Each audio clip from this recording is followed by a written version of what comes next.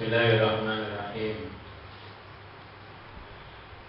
Nawaitu ta'allum wa ta'lim wa naf'a wa ifadah wa tadhkir wa tadhkira wa sawaba min Allah wa qurbatan ilaih wa ala man wa salafun salihun. Bismillahirrahmanirrahim. Qala al-musannif rahimahullah ta'ala wa nafa'ana bihi wa bi ulumihi wa asrarihi fid dharaini amin. Bismillahirrahmanirrahim. Wa an Abi Yahya Usaid bin Hudayr radhiyallahu anhu anna rajulan minal ansari qala ya Rasulullah ala tasta'miluni kama sta'malta fulanan faqala innakum satalqawna ba'di asaratan fasbiru hatta talqawni 'alal haud muttafaqun alaih. Wa an Abi Ibrahim Abdullah bin Abi Aufa radhiyallahu anhuma anna Rasulullah sallallahu alaihi wasallam fi ba'di ayyamihi allati laqiya fiha al-'aduwa intadhara hatta idza malat asy-syamsu qama fihim faqala ya ayyuhan nas la tatamannaw liqa'an aduwi was'alullaha al-'afiyah fa idza laqitumuhum fasbiru wa'lamu anna al-jannata tahta dhilalis suyuf. Summa qala an-nabiy sallallahu alaihi wasallam Allahumma munzil al-kitab wa mujri as-sahab wa hazim al-ahzab ihzibhum mansurna alaihim muttafaqun alaih. Bismillahirrahmanirrahim. Hadis dari Abi Yahya Usaid bin Hudayr, salah satu sahabat Nabi Muhammad sallallahu alaihi wasallam. Allahumma shalli wa sallim alaihi. Yang mana beliau termasuk orang yang ikut baik Ridwan, Aqabatus Tsaniyah, bai'ah yang kedua ketika Nabi Muhammad sallallahu alaihi wasallam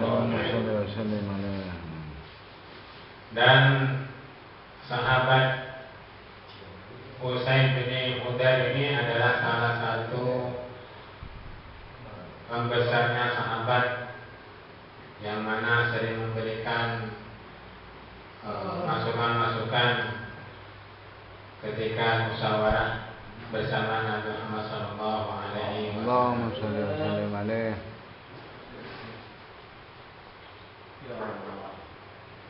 Diriwayatkan bahwa ada seorang laki-laki dari sahabat Ansor, yang mana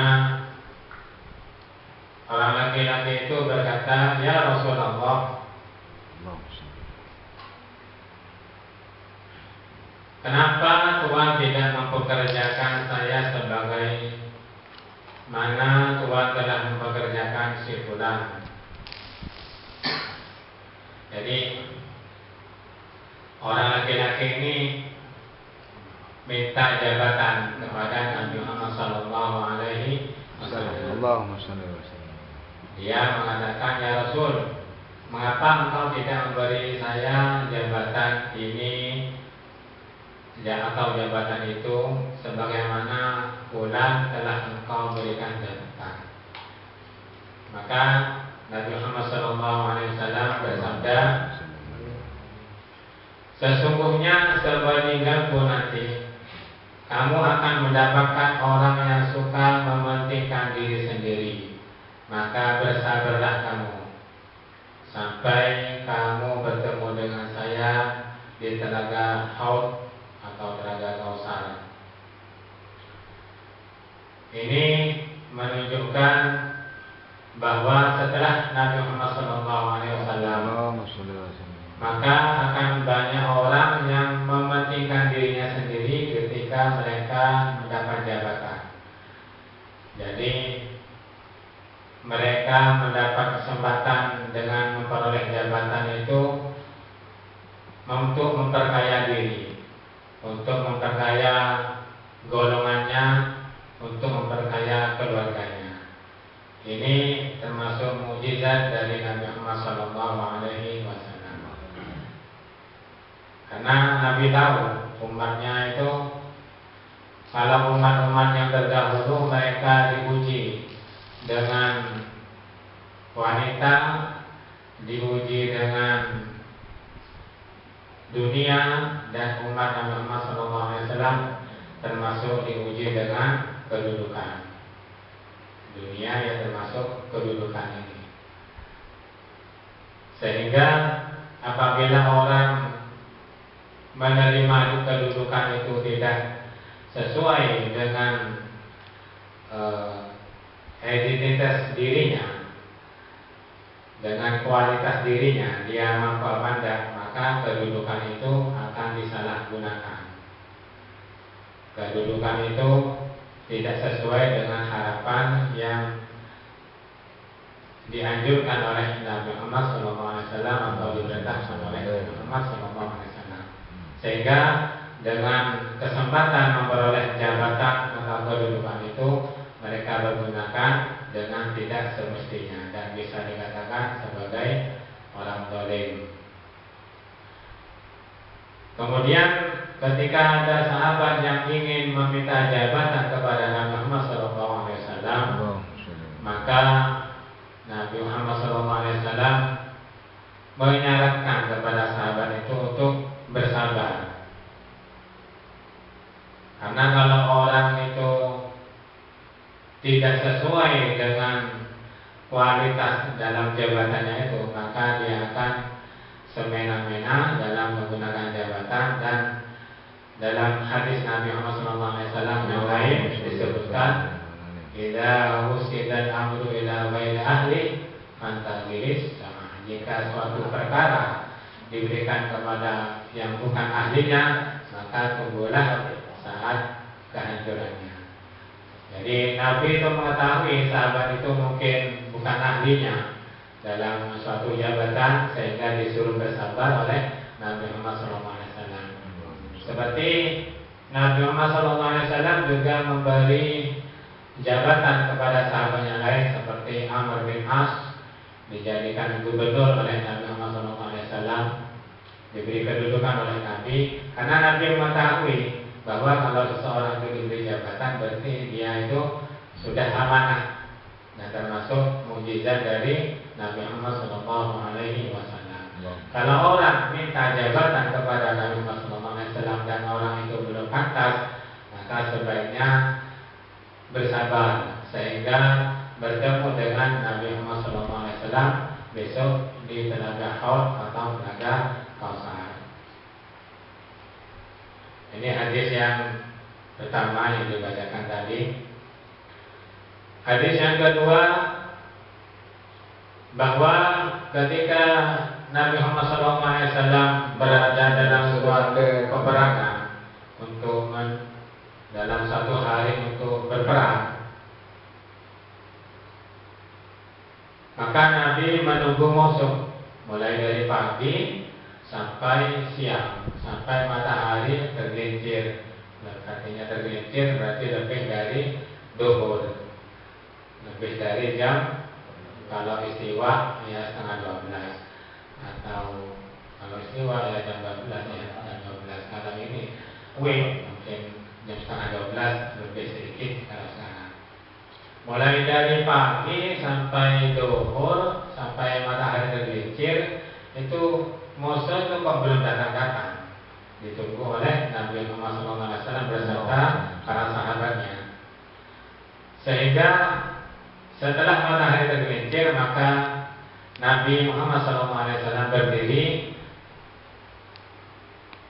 di depan kaumnya, di depan para sahabat semua. "Wahai manusia, janganlah engkau mengharap untuk bertemu dengan musuh. Jika kamu bertemu dengan musuh, maka mintalah kepada Allah supaya kamu bisa bersabar." Artinya di sini, Kalau kita sedang menunggu dengan datangnya musuh, maka kita harus meminta kepada Allah, berdoa kepada Allah untuk selalu diberi sehat wal afiat. Karena sehat wal afiat itu lebih utama ketimbang nanti ketemu dengan musuh. Kalau ketemu dengan musuh harus bersabar. Jadi kalau masih belum datang musuh, maka berdoa kepada Allah untuk minta sehat wal afiat. Dan apabila bertemu dengan musuh, maka harus bersabar. Dan ketahuilah bahwa surga itu berada di naungannya pedang. Ketahuilah bahwa surga berada di naungannya pedang. Ini katanya Imam Qurtubi. Kalimat yang diucapkan oleh Nabi Muhammad SAW itu sangat indah sekali. Jadi mudah dipaham dan semua orang bisa menerima apa yang disampaikan oleh Nabi Muhammad SAW. Jadi kalimatnya pendek tapi mudah dipaham, tapi mengandung arti yang sangat luas. Surga itu berada di bawah naungannya pedang. Artinya, kalau seseorang itu sudah bertemu dengan musuh, yang mana yang satunya mengangkat pedangnya ke atas, yang satunya mengangkat pedangnya ke bawah, kemudian dari sana salah satunya memukul leher lawannya, yang satunya memukul leher yang lain untuk saling membunuh. Maka ketika orang sudah berhadapan-hadapan dengan musuh, maka di sanalah surga itu berada di naungannya pedang. Artinya, kalau kita gugur ketika berperang dengan musuh, maka akan menjadi syahid, mati syahid. Dan apabila kita menang melawan musuh, maka itulah kebahagiaan yang ada di dunia ini. Jadi bahwa surga itu berada di bawah naungannya pedang itu adalah istilah yang sangat singkat tapi mengandung makna yang sangat luas. Jadi kita kalau sudah bertemu dengan musuh itu sudah berkecamuk. Kalau zaman dulu yang jauh, setengah kilo, 1 kilo, kadang sampai berpuluh-puluh kilo dengan adanya rudal jarak jauh. Kalau zaman dulu hadap-hadapannya. Itu perbedaan. Mungkin semakin canggihnya teknologi sehingga orang itu bisa ada efek sampingnya. Efek sampingnya itu bisa takutan bertemu dengan musuh. Tapi kalau zaman dulu langsung berhadapan-hadapan. Kemudian Nabi Muhammad SAW berdoa, Allahumma munzilal kitab, ya Allah yang menurun kitab, wa mujriyas sahab, dan yang menjalankan mendung, wa hazimal ahzab, dan yang menghancurkan musuh-musuh, ihzimhum wansurna alaihim, maka kalahkanlah musuh dan tolonglah kami ke atas mereka. Ini doa yang diucapkan oleh Nabi Muhammad SAW ketika bertemu dengan musuh. Ketika Allah menurunkan kitab dalam tafsirnya, tafsir dari Ibnu Katsir, tafsirnya Kitabul Sholihin, itu semua kitab dan suhuf itu ada 104 kitab. Yang 60 ada diturunkan kepada Nabi Isa. Nabi Isa itu nabi yang tidak ada dalam Quran tapi wajib kita imani. Nabi Isa, kemudian Nabi Musa, kemudian Nabi Idris, kemudian kitab Nabi Dawud, kitab Injil dan Al-Quran. Semuanya itu ada 104 kitab. Ini keterangannya ada dalam kitab syaratnya kitab dalilul falihin. Allah yang menurunkan kitab. Wa mudhiya sahab, dan yang menjalankan mendung, yang menjalankan awan. Tidak ada yang bisa menjalankan awan kecuali hanya Allah Subhanahu wa Ta'ala. Dan zat yang mengalahkan musuh. Wa hazimil ahzab, dan yang mengalahkan musuh. Dalam takbiran itu disebutkan Allahu Akbar walillahil hamd. Sadaqa wa'dah wa nasara 'abdah wa 'azza juda wa hazamal ahzaba wahdah. Dan Allah menghancurkan musuhnya dengan sendirian. Jadi kalau orang muslim berperang, tidak usah khawatir, di sana ada pertolongan dari Allah Subhanahu wa Ta'ala. Dan di sini wansurna alaihim, dan tolonglah kami atas mereka, yaitu kita minta tolong untuk bisa mengalahkan musuh-musuh dari orang kafir. Ini bahasanya Nabi, wansurna, bukan wah hancurkan mereka, tapi wansurna, tolong kami dan berilah kami untuk memenangkan dalam peperangan ini. Artinya Nabi Muhammad SAW masih mengharapkan, meskipun musuh itu orang kafir, tapi Nabi masih mengharapkan dari musuh itu untuk tetap masuk ke dalam agama Islam. Jadi kalahkan mereka dan tolonglah kami atas mereka. Ini Nabi akhlaknya kepada musuh masih sangat hebat sekali. Tidak mau mendoakan supaya mereka itu hancur, tidak. Tapi masih menginginkan kepada musuhnya kaum kufar itu untuk Nabi tetap diberi kemenangan, dan Nabi minta pertolongan kepada Allah atas terjadinya peperangan ini, supaya diberi kemenangan. Demikian dua hadis yang sangat singkat, mungkin keterangannya sangat singkat, pas-pasan ini. Betul, dan cukup itu. Nah, itu aja dah, karena itu cara bersabarnya orang yang nyuruh, yang pokoknya kalau hadir pengajian kengano, nama tinggal tidak ada sabar dari mana. Saya minyak, beri minyak. Assalamualaikum warahmatullahi wabarakatuh. Waalaikumsalam warahmatullahi wabarakatuh. Saya mau bertanya tentang hadis tadi itu. Hadis tadi itu menerangkan tentang surga di bawah namanya benar. Itu saya pernah berteman dengan orang-orang yang dibilang kafir, gitu. Orang kufar yang tak agama banyak lah. Yaitu sebagian teman itu banyak bilang itu kelemahan sebenarnya.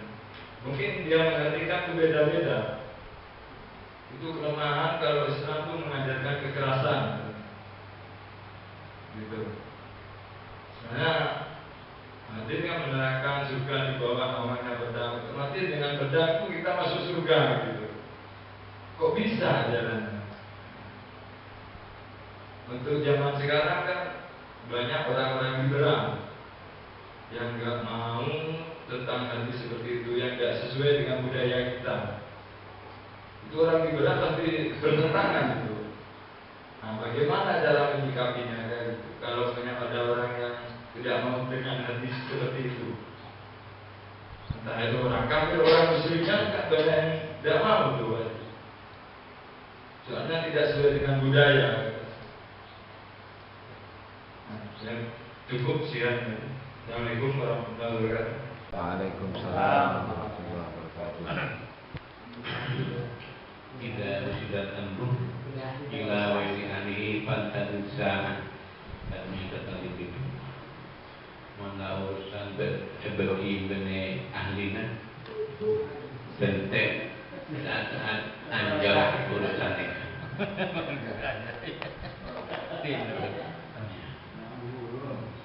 Jadi artinya orang itu harus profesional. Benih kena kenangan, lakon kena kenangan.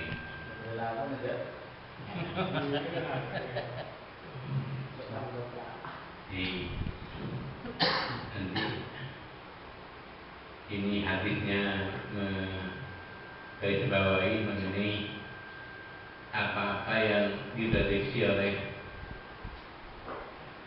Nabi Muhammad SAW mengenai orang yang minta-minta jabatan.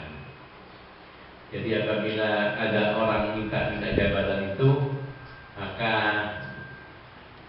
tunggu saat kehancurannya. Karena kalau orang minta, apalagi beli, ya, sekarang kan membeli jabatan, maka itu akan tidak ditolong oleh Allah. Tapi apabila orang ditawari jabatan dan menolak, kan sekarang kan tidak, fenomenanya sekarang kan beli. Jadi petinggi sampai ratusan juta, hampir MM-an, ya kan. Kemudian akhirnya setelah jadi posat dengan Bolivia, jadi DPR, bupati, wali kota, presiden, pokoknya jabatan-jabatan publik, ya itu sekarang diperjualbelikan. Itu jauh sekali dengan zamannya Muhammad.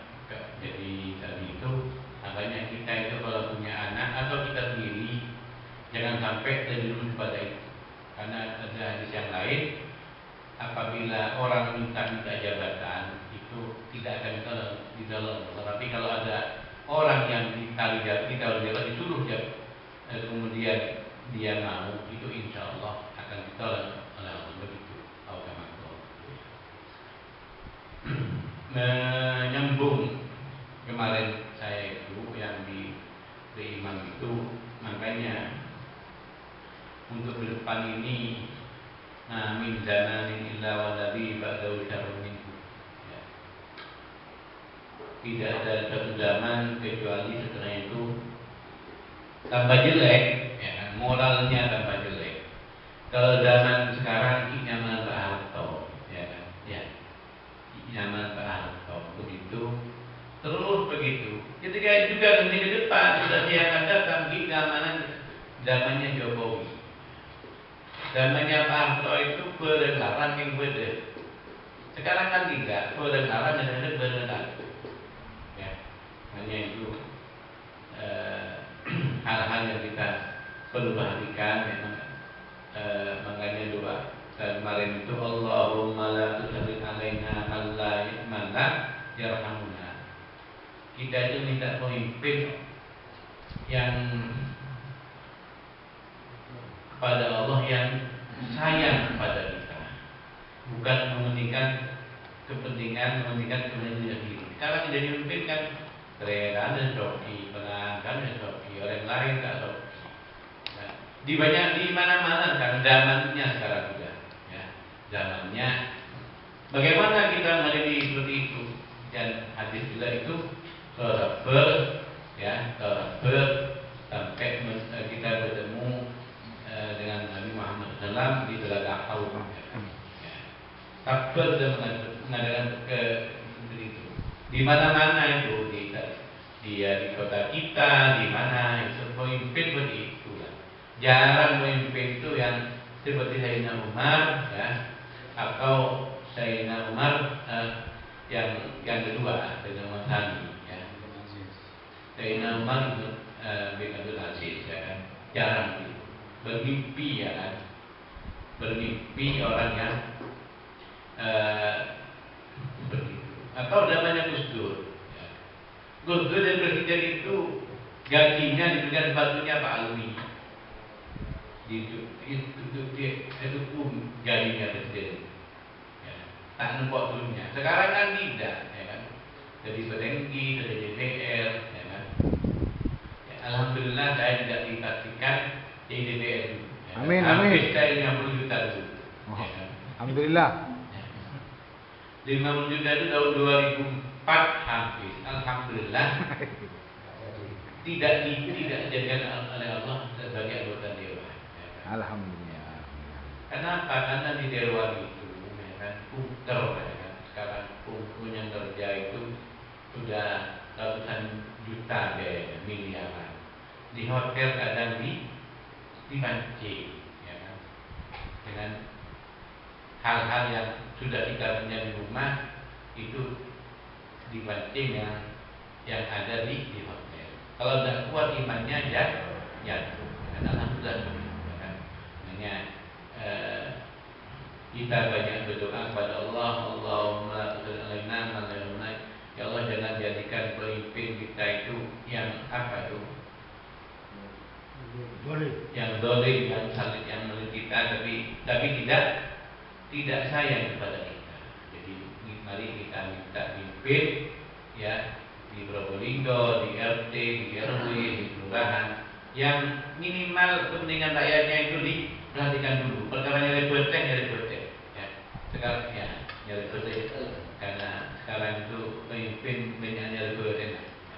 Siapapun orangnya ya. Di zaman corona itu utangnya Indonesia untuk corona itu 450 triliun untuk corona itu. Tidak tahu dari kemana. Katanya ponakan saya itu yang jadi staf DPR itu yang banyak menikmati pengusaha-pengusaha. Ya kan? Akhirnya yang kena jadi rakyatnya membayar utangnya negara dengan cara pajak dinaikkan. Pajak dinaikkan, listrik dinaikkan, semua dinaikkan, BBM dinaikkan, begitu. Pupuk dikurangi jatahnya. Jawabannya Ustaz Maskur. Apa itu? Oh. Ya. Saya menggarisbawahi ini. Ya. Jadi katanya untuk Haji Mazuki itu menggarisbawahi itu menambahi anunya. Terima kasih.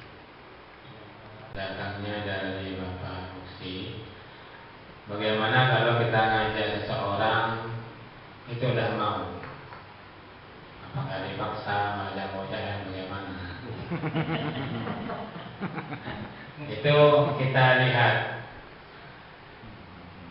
Kalau yang kita ajak itu orang yang sudah kenal dengan kita ajak dengan kebaikan dan orang itu udah mau, ya tidak apa-apa kan? Apa katanya dia? Karena tugasnya kita dalam berdakwah itu hanya untuk mengajak. Wa ma'alaina illal balagul mubin. Para nabi, para rasul berdakwah begitu juga, menyampaikan. Perkara hidayah Allah yang memberi nanti. Allah yang menentukan. Yang penting kita menyampaikan. Mungkin belum sampai waktunya. Sudah waktunya terbuka, artinya insya Allah ikut.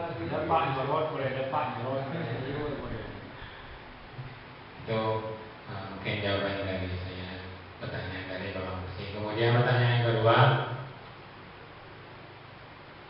orang kafir menilai orang Islam itu keras karena katanya mereka surga itu berada dalam naungan pedang. Memang kalau hadis diambil sepenggal-sepenggal, tidak diawali dengan permulaan hadis itu, ya seperti dengan orang ceramah itu, diambil dipotong-potong sehingga menimbulkan fitnah kepada orang lain yang tidak tahu asal usul dari ceramah itu, sehingga bisa memusuhi si penceramah itu kalau tidak dilihat dari awal. Begitu juga dengan hadis, kalau diambil sepotong-potong, kalau semuanya menolong, apalagi yang ambil itu orang kafir, surga itu berada di bawah naungannya surga, berarti orang Islam itu keras. Kalau dinilai seperti itu, ya seperti apa itu? HTI itu apa itu? Organisasi itu. Bentaknya apa? Hizbut Tahrir itu. Jadi beraliran keras. Gitu.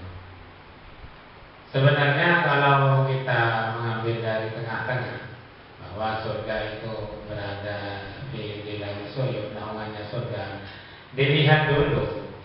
Permasalahannya dilihat dulu. Kita itu menghadapi siapa?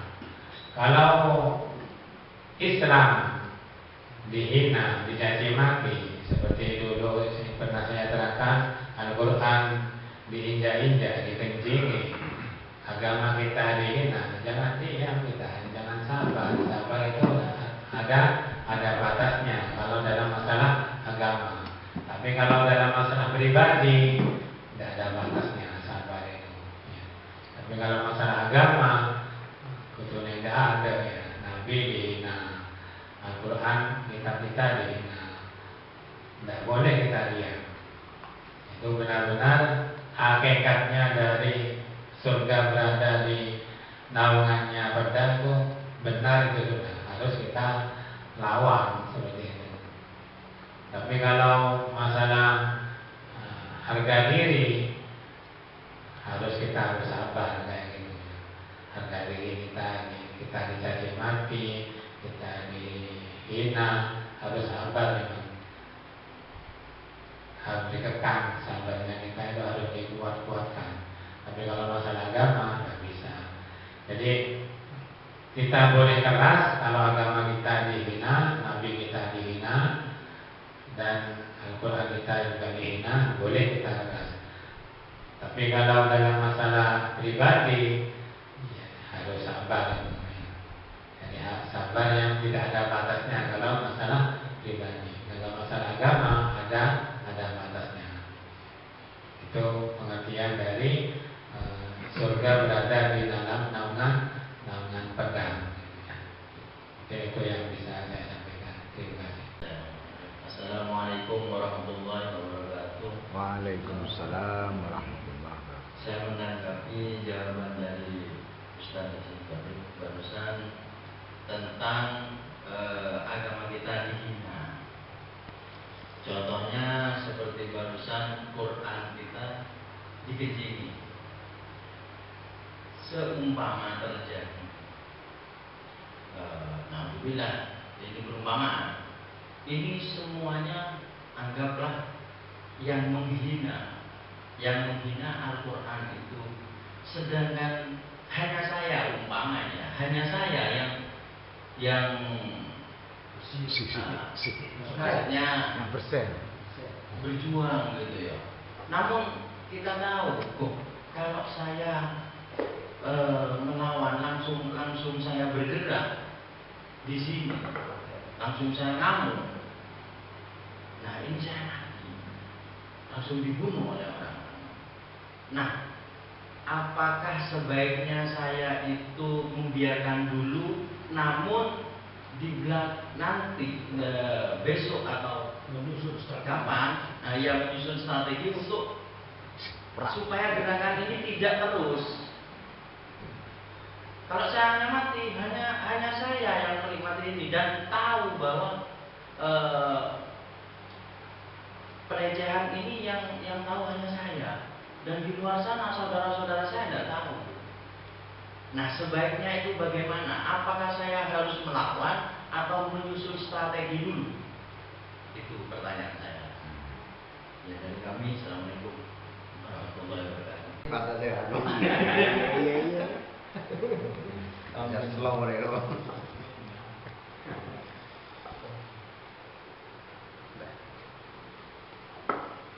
Assalamualaikum warahmatullahi wabarakatuh. Waalaikumsalam warahmatullahi wabarakatuh. Bismillahirrahmanirrahim.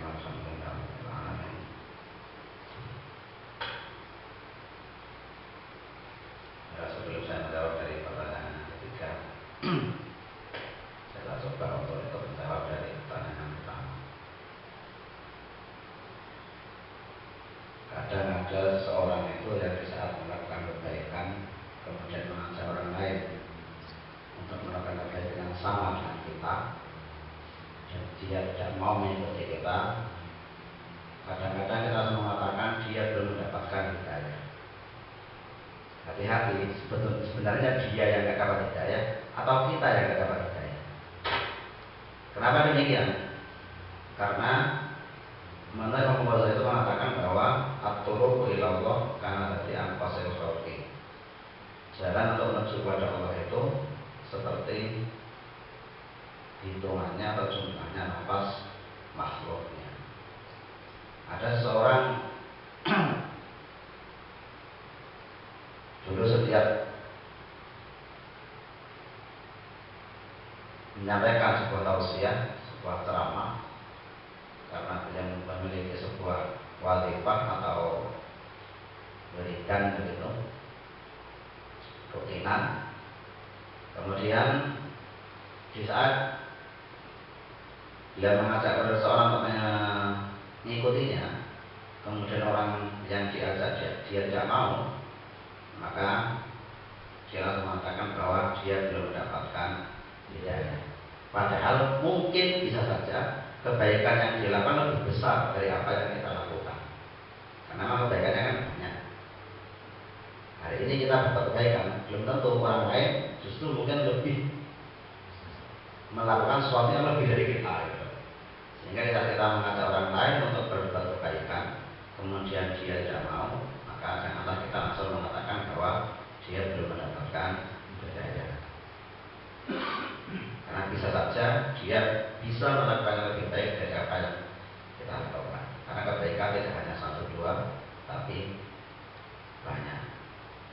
Dan tugas kita yang seperti itu hanya menyampaikan. Masalah hidayah adalah Allah Subhanahu Wa Taala yang akan memberikannya.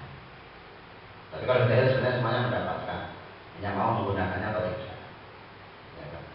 Ya, Al-Quran itu kan semuanya sudah hidayah. Sudah dapat, itu kan hidayah. Tapi hanya saja dari kita sendiri mau memakai hidayah atau tidak. Yang pertama, yang kedua tentang pertanyaan bagaimana dengan pemahaman bahwa surga itu ada di bawah naungannya pedang. Jadi tempatkanlah dalil itu sesuai dengan tempatnya masing-masing. Jadi kalau ada dalil al-jannatu tahta aqdamil ummahat, surga itu di bawah telapak kaki ibu, itu bukan dalil bagi istri untuk melawan suami. Benar nggak laki pak? Surga di bawah saya, kita menangkan kok itu namanya. Ya benar ya, tahta aqdamil ummahat, tapi itu bukan untuk digunakan istri melawan suami. Untuk ibu anda melja kok gimana? Apa dia? Surga itu ada di bawah saya, bagaimana kamu? Beda ya. Jadi itu namanya menempatkan dalil tidak sesuai dengan tempatnya masing-masing. Nah, kemudian bagaimanakah sebenarnya Islam itu tidak mengajarkan sebuah kekerasan. Ya. Ya, kenapa kemudian ada hadis mengatakan bahwa pedang itu ada di bawah surga? Namanya pedang itu mengajarkan kepada kita agar supaya tidak takut, agar supaya berani, bukan berbuat kekerasan, agar supaya berani. Difa'un nafsi, melindungi nafsu itu, melindungi diri itu hukumnya adalah wajib. Maka Nabi kan tidak pernah mengajak perang. Nabi hanya mengajak mereka untuk masuk Islam. Kalau mereka perangi, Nabi tidak pernah takut. Tapi Nabi tidak pernah memulai peperangan terlebih dahulu. Tapi jika Nabi diajak perang, Nabi tidak pernah mundur. Sehingga Islam itu tidak mengajarkan kepada umatnya untuk berbuat kekerasan, tapi asyiddah alal kufar, harus tegas, terus berani terhadap orang-orang kafir, tapi rohama bainahum, bersifat belas kasihan kepada sesama muslim. Maka kafir asyiddah, kalau orang kafir orang harus perang, katanya nggak usah takut. Makanya kan orang kafir itu repot melawan orang Islam. Itu karena orang Islamnya bukan yang senjata, bukan. Karena mereka tidak takut mati, jadi merepotkan mereka itu. Jadi peralatan yang lengkap itu dikalahkan oleh sifat atau rasa tidak takut mati. Selengkap apapun alatnya, mun takut mati, pun tak sudah perang. Tapi makin tadi alat, mun takut mati, itu pun sudah takut mati. Makanya tidak tidak mengajarkan kepada kita berbuat kekerasan, tetapi mengajarkan kepada kita supaya kita dibiayai. Nah, kemudian kalau ada seseorang yang menghina atau berbuat kejelekan, berbuat kemungkaran, kemudian kita mencegahnya nggak bisa. Kan sering kita dengar sudah hadisnya, yang mana minkum mungkaran paling wajib gitu ya. Jadi jika kita mampu untuk merubahnya dengan kekuasaan, dengan tangan, maka ya kita rubah dengan di Thailand satu tapi bisa dengan desa. Jika tidak maka dengan hati. Dengan hati itu bukan dengan doa sebenarnya. Dengan hati itu artinya kita meyakini bahwa yang mungkar itu adalah mungkar. Itu namanya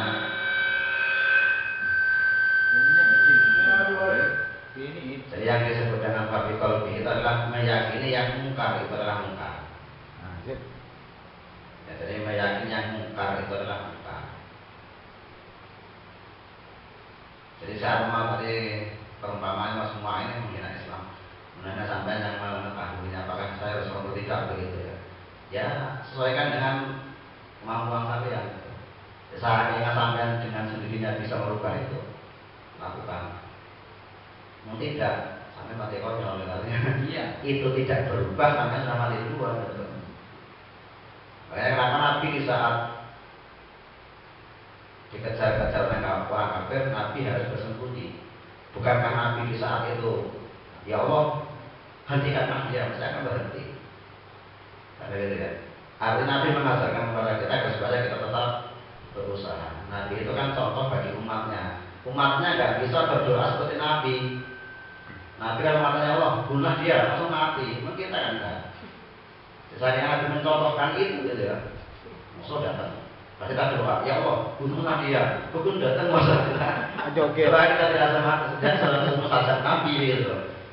Karena Nabi itu kan laqad ja'akum rasulun min anfusikum. Nabi itu diutus dari golongan kita itu. Sehingga Nabi harus mencontohkan kepada kita yang bisa kita kerjakan juga. Ya kan? Nabi itu nggak pernah dikejar orang-orang kafir. Nabi kemudian larinya dengan terbang, nggak pernah. Kenapa? Karena itu juga nggak bisa ditiru oleh umatnya. Sehingga Nabi harus mencontohkan apa yang bisa dilakukan oleh para umat. Setelah Nabi dikejar orang kafir, Nabi ya sembunyi. Nabi nggak pas kemudian ya Allah bunuh dia, nggak begitu. Ya Allah hentikanlah dia, ya Allah terbangkanlah aku, anda ya. Tidak begitu. Enggak. Maka Nabi kenapa kemudian kok tidak melawan mereka? Mungkin Tatkun juga pernah tanya itu siapa Mas WA itu. Ya saya juga sebenarnya mau dari orang lain juga. Nabi kenapa di saat dikejar orang kafir kemudian dia sembunyi juga kok tidak melawannya? Karena risalah harus sampai kepada umatnya kan begitu. Nah, kalau Nabi itu manusia juga gitu. Ada kata Nabi dibunuh orang kafir yang meninggal juga gitu. Sehingga risalah nggak sampai kepada umatnya. Agar supaya risalah sampai kepada umatnya, ya Nabi berusaha juga. Bagaimana supaya saya karena ini belum sempurna agama ini di saat itu, ya saya harus pertahankan, harus tetap hidup sampai agamanya sempurna kan begitu. Sehingga di saat ada kemungkaran itu menjadi catatan kita, pertimbangkan bagaimana kita bisa mencegahnya, apakah dengan kekuasaan kita, dengan tangan, atau dengan lisan, atau dengan hati. Hati itu artinya meyakini yang mungkar itu adalah mungkar itu, meyakini yang buruk itu adalah buruk. Saya kan kalau orang meyakini yang buruk bukan keburukan, itu kan bagian daripada apa namanya? Kalau dalam contoh kayak itu murtad ya. Kayak itu yang meyakini yang haram adalah haram gitu.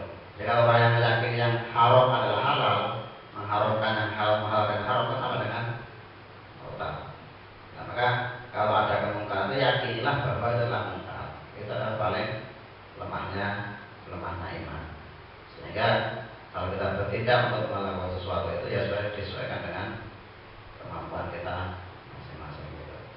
Ya Nabi sebenarnya waktu itu bisa dikejar-kejar orang kafir, saking Nabi melawan dan minta pertolongan pada Allah, tetap akan ditolong oleh Allah dan mesti menang gitu. Tapi Nabi mencontohkan kepada kita bagaimana seharusnya kita bertindak. Umatnya tidak semustajab doanya seperti Nabi Muhammad. Sehingga saat Nabi itu dikejar oleh orang kafir, Nabi tidak pernah langsung doanya, ya Allah kalahkan dia, ya Allah nomor lampu, ya Allah, kan begitu. Nah kita berusaha, karena umatnya nggak sama dengan nabinya, artinya kemustajaban doanya juga nggak sama, sehingga yang disebabkan pemahaman. Oke, ini yang dapat saya sampaikan. Assalamualaikum warahmatullahi wabarakatuh. Ini yang bertemu dengan seorang sahabat. Seorang sahabat itu bercerita tentang zaman Nabi itu. Kan zaman paling baiknya zaman adalah zaman Nabi. Sahabat berkata, Nabi berkata, andai kata saya hidup di zaman Nabi, mesti saya akan menjadi orang yang pertama kali masuk Islam. Kata tadi itu. Sahabat mengatakan, kamu jangan bilang begitu, belum tentu kamu beriman di saat Nabi Muhammad ada. Kenapa? Kamu belum tentu kuat. Karena zaman Nabi dengan zaman sekarang mungkin Islamnya lebih nyaman sekarang gitu, tantangannya gitu. Tetapi kan, Ustaz Bagong hidup di zaman Nabi Musa dan Fir'aun. Lainnya harus siapa? Musa atau Fir'aun gitu. Nyaman ini nggak mesin.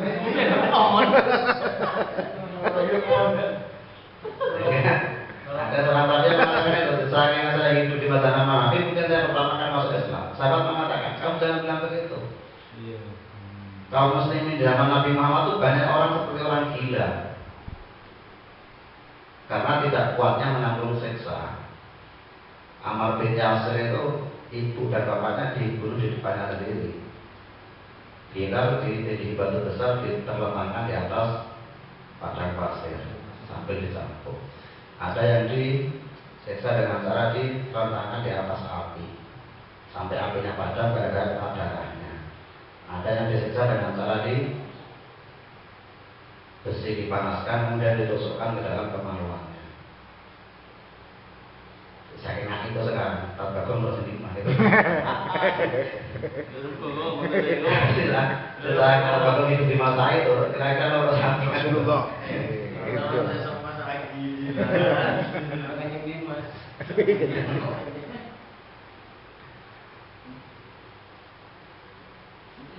Jadi kan sebenarnya tadi yang dikatakan bahwa pedang itu di bawah, namanya pedang itu kan istilah. Ini pedang satu ada namanya mas, dan pedang ini kan pedang atasnya matahari, ada bayangannya sama Masa satu? Makanya kan begitu sebenarnya. Artinya keberanian kita dalam berperang, keberanian kita di dalam menegakkan amal ma'ruf nahi munkar itu adalah yang dimaksud dengan pedang itu. Sehingga tidak kita berani untuk menegakkan amal ma'ruf nahi munkar itu, yaitulah kita berada di bawah namanya pedang itu. Di saat ada kemungkaran, yang di saat itu kita melawan kemungkaran itu, andai kata kemudian kita wafat atau meninggal gara-gara itu, dan insya Allah kita termasuk orang yang muslim khotimah atau yang kewal mati syahid begitu.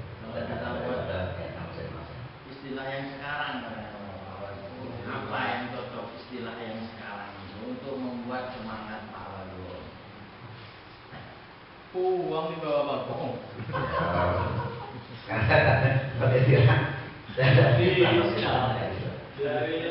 Bukan hanya istilah, tapi perjuangan kita maksudnya.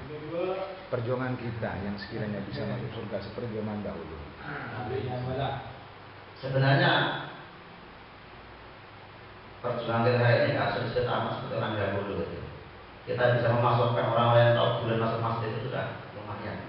Tidak usah berhayal seperti zaman sahabat terus terlalu sakit itu kan. Yang ada bulan main remi itu aja masjid masjid lumayan ya sudah. Tidak usah menghayal itu sahabat tahu dok begitu.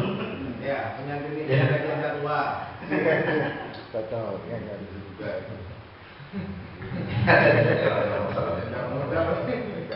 Salam.